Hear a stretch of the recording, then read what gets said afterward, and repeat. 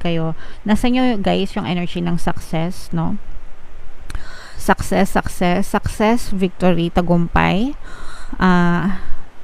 Dobling energy ng success to ang mga kapiksi, minor and major arcana. So, ibig sabihin talagang very evident na makita ka ng pagtagumpay, pag-succeed mo. For some of you, maaaring may mga goals kayo na ma-achieve. Let's say, for example, nag-goal setting kayo. Kung ano mo yung sinet na goals nyo. Pagdating sa kaperahan, let's say, for example, gusto kong makaipon ng 20,000. Yan. So, maaaring nyo siyang ma-achieve. Or kung ano man yung goals na sinet nyo when it comes to finances. Pero, nasa nyo guys yung energy ng success, tagumpay, victory. So, i-mind nyo na yan guys sa comment section.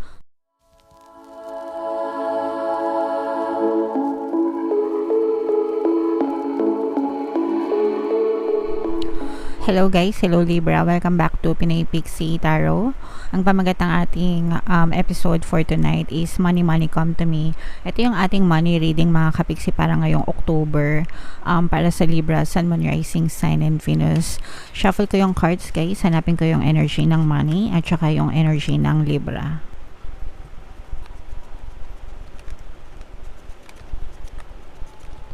Ito yung energy ng money mga kapiksi. Ngayon naman hanapin natin yung energy ng Libra.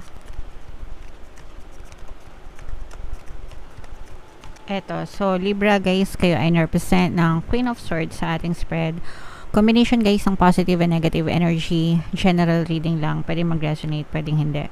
Konti lang yung lumabas na card, so pag kailangan pa natin kumuha, kuha na lang tayo. Comment down below mga kapiksi if naka-resonate kayo sa mga messages para sa inyo. Mayroon tayong presence ng Earth sign, Capricorn, Taurus, Virgo.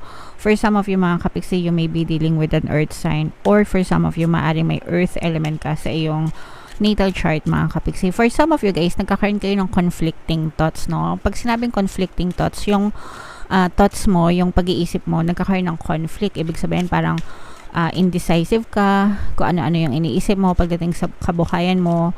Maaring may gusto kang isa, tapos may gusto kang isa, tapos may gusto ka pang isa, tapos parang hindi mo alam kung ano doon yung uunahin mo or kung ano talaga yung gusto mong gawin, kaya nagkakaroon ka ng conflicting thoughts. So you have to fix that mga kapiksi. Ibig sabihin kailangan, pwede mo naman siyang gawin lahat kung gusto mo, pero kailangan magkaroon ka ng prioritization. Pag sinabing prioritization, i-priority mo kung ano yung tingin mo na feasible na gawin mo ngayon, kung ano yung urgent or kung ano yung parang posible na gawin mo ngayon para at least may nasisimulan ka na. Tapos pagka hindi umokay, tsaka tawag dito, gumawa ng pumunta dun sa isang gusto mong gawin, di ba? And then, or dun sa isa, ganyan. So, timbangin mong mabuti yung sitwasyon mo. And also, may mga times na sometimes gustong-gusto mo siyang gawin right now, palipasan mo yung ilang araw, bukas ayaw mo na, di ba? May mga ganun eh. Comment down below guys if naka-resonate kayo. Sometimes gusto mo itong gawin, pero pagkatapos ng ilang oras, mag-die down na yung iyong pagnanais na gawin yon. So, ibig sabihin, it's not good enough or great enough para gawin mo siya. Alright? Sometimes kasi may mga gusto lang tayo dahil sa bugso ng damdamin natin, pero we don't really love doing it, no? So, i-fix mo muna yung iyong gusto, yung iyong nais, kung ano ba talaga yung gusto mo. Itanong mo sa sarili mo, what do I really want? Ano ba talaga yung gusto ko?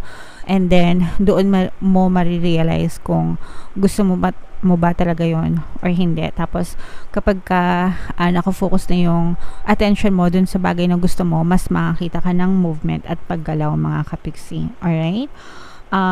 Yun kasi yung nagiging dahilan kung bakit nai-stuck ka, no? Sabog-sabog, kalat-kalat yung iyong isipan, no? Especially Libra, you are an air sign and very logical. So mahilig talaga kayo mag-isip. very intellectual at the same time. Pero yun nga lang, meron din kayong tendency na mag-overthink minsan, and analysis paralysis na tinatawag. Yung sobrang pag-a-analyze na to the point na sometimes hindi na kayo nakakapag-decide dahil na-over-analyze nyo yung mga bagay-bagay. So, simplihan nyo lang mga kapiksi. Alright?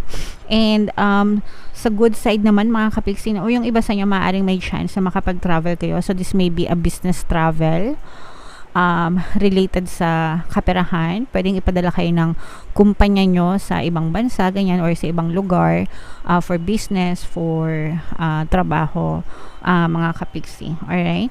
And for some of you guys, talagang nakikita natin na this time around, ngayong, kasi yung iba sa inyo, sobrang sipag nyo, mga kapiksi, na yung kasabihan na tawag dito, sa hinahaba-haba ng prosesyon, sa simbahan din ang tuloy mga kapiksi. Okay? So, yan yung pinagdadaanan nyo mga kapiksi. So, wag kayong sumuko, no? Kasi parang sinasabi dito na konting tumbling na lang, makakarating na kayo sa finish line. And parang I'm sensing na yung iba sa inyo may isang chapter ng aspeto ng buhay nyo pagdating sa finances or sa trabaho na mag-e-end, tapos parang magkakaroon kayo ng another chance na maayos yung buhay nyo, maayos yung kaperahan nyo, maayos yung, or kung nag-negosyo kayo, maayos yung negosyo nyo. But this is more on second chances and success, or succeed, mag-succeed using this second chance in life. Okay? Alright, so yeah, very nice message guys, very positive. So huwag niyong sayangin yung mga second chance para sa inyo, mga kapiksi. For some of you, there may be new contracts, guys. New job offers na maaring dumating sa inyo. Tsaka, if you are working on deals, let's say for example, may mga binibenta kayo, sales, mga deals, may mga projects na mga close kayo.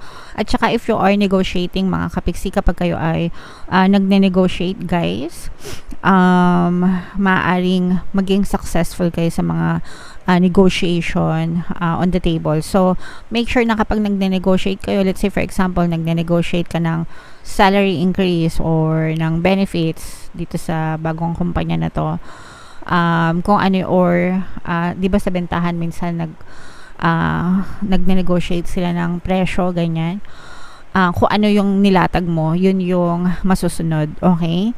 And so yeah, make sure na i-dictate nyo kung ano talaga yung gusto nyo, kung ano yung deserve nyo, and then syempre always affirm na everything is always working out in my favor para talagang maging pabor sa nyo yung mga resulta, mga kapiksi. For some of you guys, no, parang makikita nyo rin yung mga minamanifest nyo when it comes to money.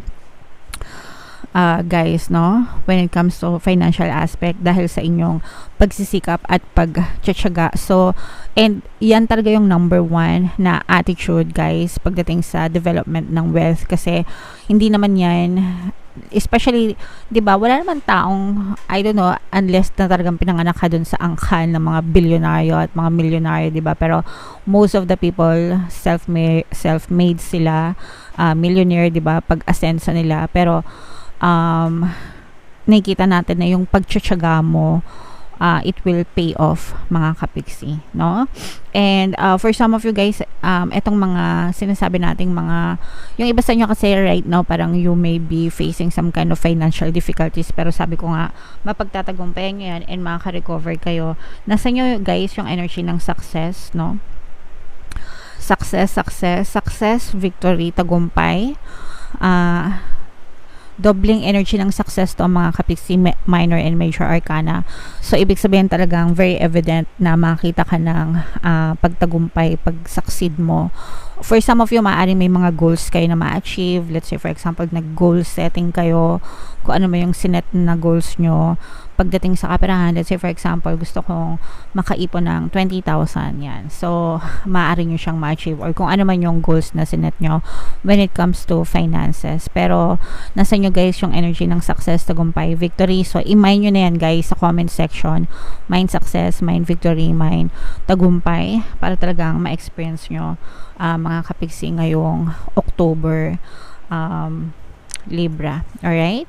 So, very nice. Super positive yung inyong energy. I-align nyo yung sarili nyo, guys, dun sa energy ng reading. Kaya ko kayo pinapamind, no?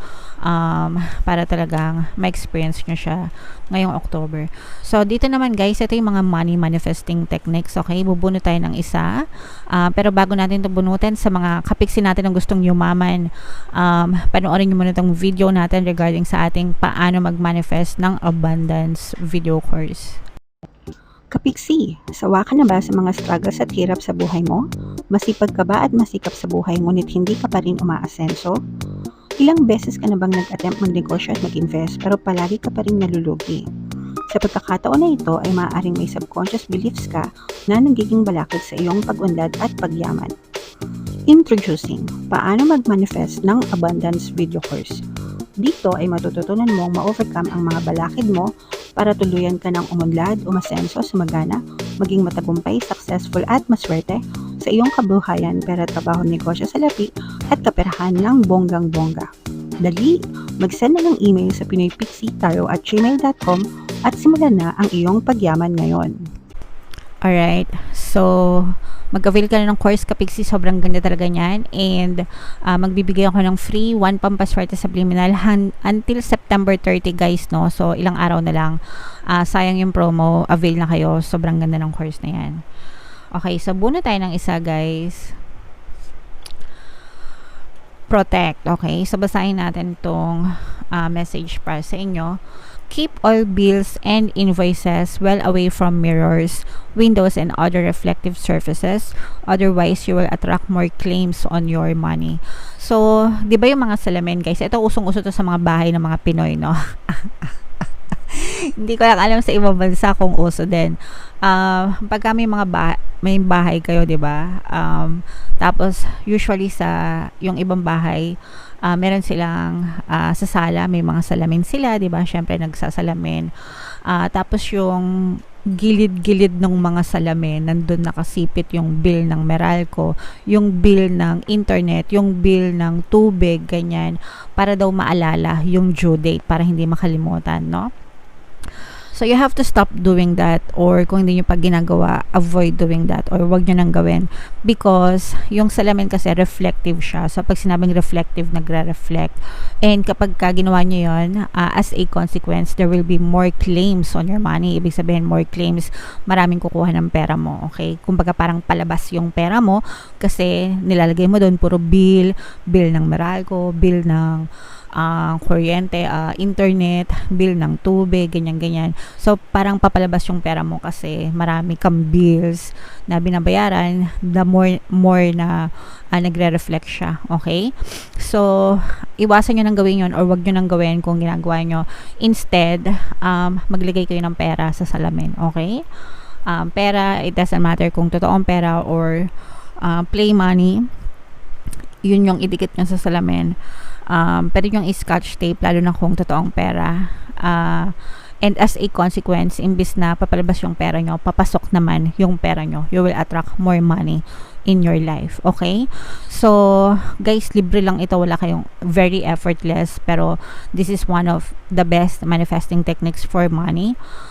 It's your belief, no? It's your belief that will make it work. So, make sure na you believe it.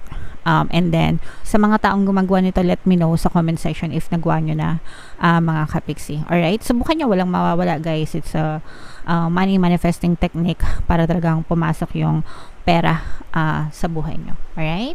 Okay. And, yung mga simpleng affirmations, guys, nandiyan na sa title. Money, money, come to me. Palagi akong may pera and palagi ako nagkakapera. I-comment nyo na rin yan, guys, sa baba para talagang maramdaman nyo. And, sabihin nyo yan araw-araw, no? Sabihin nyo araw-araw, money, money, come to me, palagi ako may pera, palagi ako nagkakapera, para talagang bumuhos yung pera sa buhay nyo. Alright? Okay, so comment down below, Libra, if naka-resonate kayo, guys. Ito yung ating 2024 pick a card, ang kapalaran. Kung hindi nyo pa napapanood, panoorin nyo na, super nice, super ganda. And ito naman yung ating success stories ng paano mag-manifest ng abundance video course. Thank you for liking, sharing, and subscribing, mga kapiksi, and see you again next time. I love you all, guys. Have a nice day. Bye-bye.